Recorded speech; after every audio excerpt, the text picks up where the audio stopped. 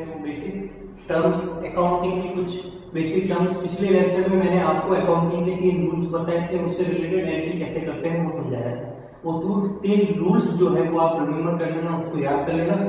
उसको याद करने के बाद जो मैं आप बताऊंगा उसको भी याद कर लेना। जैसा मैं लेक्चर बनाता जा रहा हूँ उस हिसाब से चलते जाना, तो आपको अकाउंट आसानी से समझ में आ जाएगी। चलो दोस्तों, आज हम जो करने वाले हैं वो हम करने वाले हैं, एक तो कैपिटल क्या होती है, पूंजी। एक हम करने वाले हैं आज व्हाट इज ड्राइंग, आहरण क्या होता है।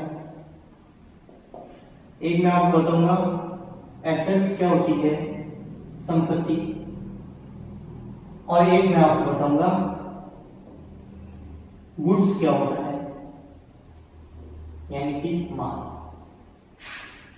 ऐसी डेफिनेशन छोटी छोटी जो कंटेंट है, चीजें हैं, उनकी बताऊंगा पहले पूरी में लेक्चर में। आने वाले लेक्चर में, इस लेक्चर में जब ये पूरी कंप्लीट हो जाएगी तो आपको अकाउंट आसानी से समझ में आने लग जाएगी। चलो दोस्तों स्टार्ट करते हैं। सबसे पहले कैपिटल, व्हाट इज कैपिटल।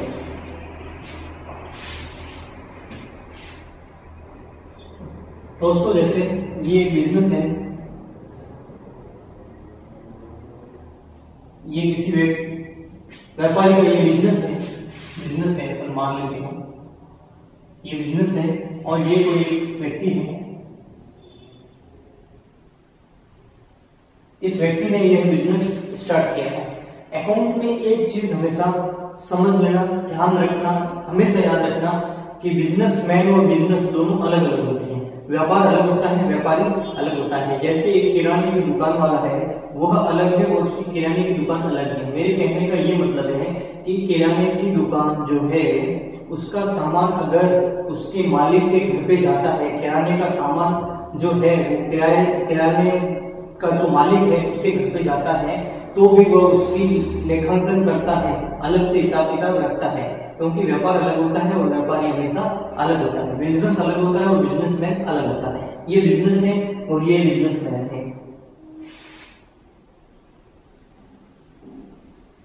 व्यापारी और ये है इसका व्यापार। किसी भी व्यापार बिजनेस धंधे को स्टार्ट करने के लिए पैसों की जरूरत होती है, तो ये जो व्यापारी है इस बिजनेस में लगाता है पैसा, रुपए। तो जब ये बिजनेसमैन बिजनेस में रुपए लगाता है तो उसको बोलते हैं कैपिटल, यानी कि पूंजी। बिल्कुल सिंपल है दोस्तों। जब कोई व्यापारी है जो व्यापार स्टार्ट करना चाहता है, बिजनेस स्टार्ट करना चाहता है कोई बिजनेसमैन, तो वो उसमें पैसा लगाएगा। उसके बिना तो ना गुड्स परचेज कर सकेगा, ना बाकी सारा जो भी बिजनेस करने के लिए चीजें चाहिए वो कैश के बिना तो पॉसिबल नहीं है। तो ये जो इसमें पैसा लगाता है उसको बोलते हैं अकाउंटिंग की लैंग्वेज में कैपिटल। और अगर ये बिजनेसमैन इस बिजनेस से कुछ रुपए निकाल लेता है अपने पास रखने के लिए, तो इसको बोलते हैं ड्रॉइंग। या फिर कोई पर्सनल एक्सपेंडिचर कर लेता है, ये जैसे किराने की दुकान है तो यहाँ से कुछ किराने का सामान ये अपने घर ले जाता है तो उसको बोलते हैं ड्रॉइंग। या फिर पैसा निकाल के ले जाता है तो उसको बोलते हैं ड्रॉइंग।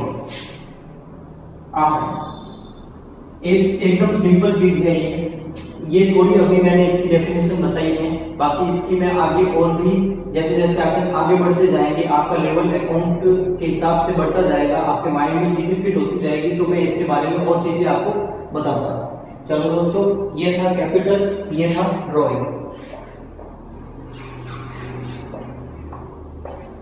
यानी कोई भी बिजनेसमैन व्यापारी बिजनेस के अंदर, व्यापार के अंदर कैश लाता है उसको कैपिटल बोलते हैं। और जब कोई बिजनेसमैन बिजनेस से, व्यापार से व्यापारी पैसा निकालता है तो उसको ड्रॉइंग बोलते हैं। पर्सनल यूज के लिए अगर एक्सपेंडिचर करता है तो उसको ड्रॉइंग बोलते हैं।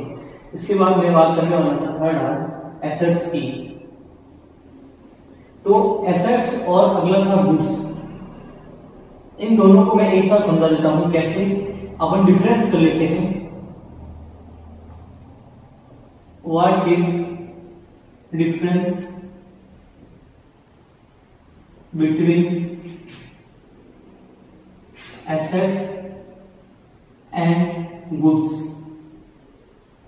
सीधा सीधा दोस्तों बता देता हूँ, गुड्स जो होता है वह चीज होती है जिसे व्यापारी परचेज करता है, जिसे बिजनेसमैन बिजनेस के लिए परचेज करता है और उसके बाद उसको सेल कर देता है। जैसे ये मैं व्यापारी हूँ और मैं कैलकुलेटर का होलसेलर हूँ, तो मैं कैलकुलेटर जो कैलकुलेटर बनाती है कंपनी, मैन्युफैक्चर करती है, निर्माण करती है, उससे मैं खरीदूंगा, इसमें कुछ मेरा प्रॉफिट जोड़ूंगा और उसको बेच दूंगा। तो ये कैलकुलेटर जो है ये मेरे लिए है गुड्स, यानी कि माल। तो दोस्तों संपत्ति क्या होती है, एसेट्स क्या होती है, वो मैं बता देता हूं। जैसे अगर कोई जैसे है मशीन मैंने परचेज करी, परचेज करने के बाद में मैंने उसको बेचा नहीं, मैंने उसको यूज किया, यूज करने के लिए परचेज करी, मैं उसका उपयोग कर रहा हूं, तो वो मेरे लिए संपत्ति है, बिजनेस के लिए वो संपत्ति है।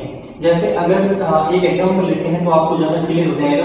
अगर जैसे प्रॉपर्टी डीलर है, प्रॉपर्टी डीलर जो है वह उसके लिए गुड्स क्या है, बिल्डिंग जो है, लैंड जो है, वो क्या करता है, बिल्डिंग्स और लैंड परचेज करता है और उसके बाद उसको सेल करता है, यानी कि उसका यूज नहीं करता, वो उसको बेचने के उद्देश्य से, उसका ऑब्जेक्ट होता है, जो परचेज करने का ऑब्जेक्ट होता है, वो ऑब्जेक्ट उसका उद्देश्य है कि उसको वो सेल करे। इसलिए प्रॉपर्टी डीलर के लिए लैंड और बिल्डिंग जो है वो उसके लिए गुड्स है।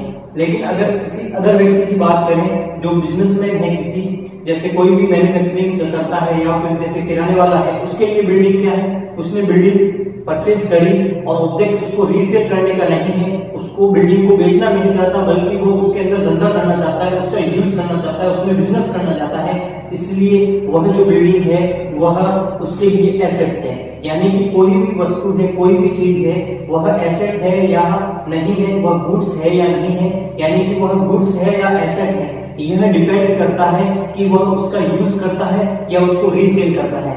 अगर कोई भी व्यक्ति किसी वस्तु को परचेज करता है और उसके बाद में अपना प्रॉफिट जोड़ के उसको रीसेल करता है, यही उसका धंधा है, तो उसके लिए वह चीज गुड्स है। और अगर कोई व्यक्ति कोई भी चीज परचेज करता है और उसके बाद उसका यूज करता है, तो वह उसके लिए जो है वो एसेट्स हैं। तो गुड्स जो होता है उसका परचेज करने का जो ऑब्जेक्ट होता है वो होता है उसको रीसेल करना, और जबकि एसेट्स जो है उसको परचेज करने का जो ऑब्जेक्ट होता है वह ऑब्जेक्ट होता है कि उसको वह यूज करे, ना कि उसको रीसेल करे। थैंक यू दोस्तों, आगे मेरे ऐसे वीडियो देखते रहिए, मैं आगे आपको ऐसी और अकाउंटिंग जानकारी दूंगा। मेरा ये वीडियो शेयर कीजिए, लाइक कीजिए, ताकि मैं आपको फुल हेल्प कर सकूं।